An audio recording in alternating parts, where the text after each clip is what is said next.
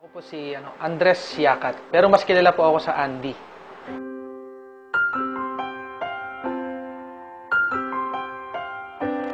Pinanggalingan kong pamilya, hindi naman ganong kayaman. Sabihin natin na nakakaraos araw-araw, ang nanay ko tindera sa palengke, ang tatay ko naman magsasaka. So yung buhay namin, nung time na doon ako naninirahan, talaga umiikot lang sa bukid. Bukid, pagtitinda. So doon ako nabuhay. Sa pag-aaral, bali nakatapos din ako nung pag-aaral na Electronics and Communication Engineering. Sa 4 na magkakapatid, ako lang yung nagkaroon ng pagkakataon na mapag-aral. Kaya natapos ko, nag-abroad agad ako dahil gusto ko talagang makabawi sa kanila dahil alam ko yung naging hirap ng buhay namin. Ang hindi ko makakalimutan sa buhay ko nung time na nakapag-abroad ako sa Taiwan dahil unang trabaho ko yun, sobrang hirap. Naranasan ko dun yung magtrabaho ng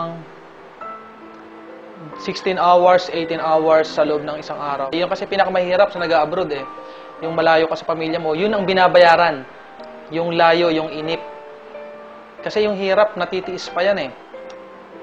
Pero yung, alam mo yun, yung pangungulila sa pamilya, yun yung isa sa pinaka hindi ko malilimutan sa buhay. Sa Taiwan, ang laki ng pagkakaiba. Kasi noon, papasok ako ng alas 7 ng umaga, uuwi ako ng alas 7 ng gabi. 5 years yun. Para akong robot.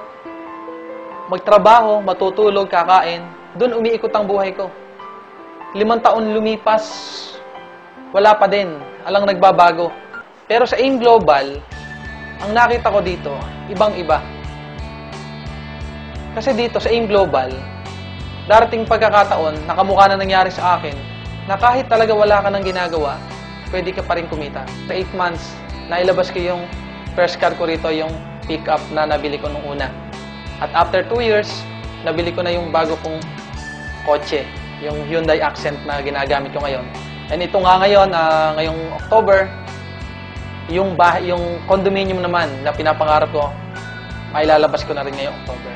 Pag ako pupunta sa ibang bansa, alam na alam ko magtatrabaho ko. Pero dito sa AIM Global, grabe na nangyari sa akin. Pumupunta ako sa ibang bansa, Hong Kong, Singapore, Thailand, Malaysia. Pumupunta ako hindi para magtrabaho. Pumupunta ako ngayon para mamasyal, para magnegosyo. Ganun kaganda yung AIM Global. 1, 2, 3. I know you want me. You know I want you. I know you want me. You know I want you. I know you want me. You know I want you. I know you want me. You know I want you. 1, 2, 3, 4. 1, 2, 3, 4. Rumba. Ella quiere su rumba. Rumba. Ella quiere su rumba. Si es verdad que tú eres guapa, yo te voy a poner a gozar. Tú tienes la boca grande, dale, ponte a jugar. 1, 2, 3, 4. 1, 2, 3, 4. Sa company, sapagkat sa nangyari sa buhay namin, sa aming mag-asawa, na nakasama ko siya ng lagi na, hindi ka mukha dati na pinupuntahan ko pa siya sa Singapore. Pero dahil nga sa laki na kinikita ko na din, nagawa ko na yung pauwi siya dito. Yun ang isang bagay na hindi ko makakalimutan sa kumpanya. Very thankful talaga ako sa AIM Global dahil now magkasama na kami ng asawa ko. Kasi before, nagtatrabaho ko bilang nurse sa bansang Singapore. So sa aming bago-bago pa lang mag-asawa, ang mahirap doon yung naghihiwalay kami dahil kailangan ko magbalik ng Singapore para ituloy ko yung trabaho ko doon. Sa AIM Global, sa mga bumubuo, sa mga may-ari, maraming salamat po sa inyo po na ginawa sa amin. Dahil po sa inyo, nabago po ang buhay po namin. Maraming salamat po. Mabuhay po ang AIM Global.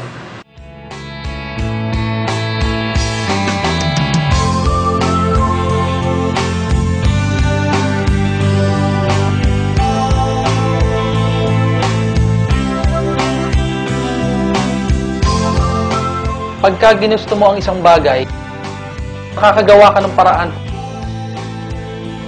Wala sa galing o talino. Ang importante pala, kung talagang walang-wala na mapagkukunan, kahit ano gagawin mo.